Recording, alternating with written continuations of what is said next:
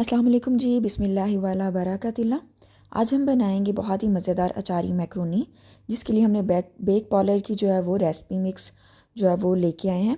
उसके अंदर से हमने मैक्रोनी का पैक लिया और साथ ही एक मसाले का पैक होता है।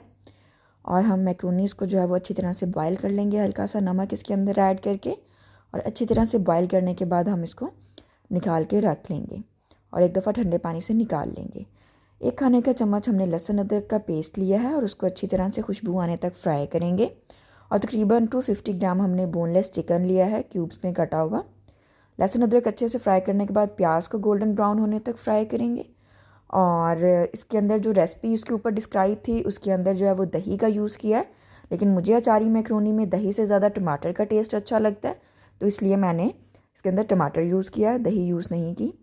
प्याज अच्छे से फ्राई करने के बाद चिकन ऐड कर देंगे और साथ ही टमाटर ऐड करके इसको अच्छी तरह से कुक होने तक हम इसको पकाएंगे। और इसके अंदर जो हमने वो बेक पॉलर का जो हमारा साशे निकला था मसाले का, वो ऐड कर देंगे।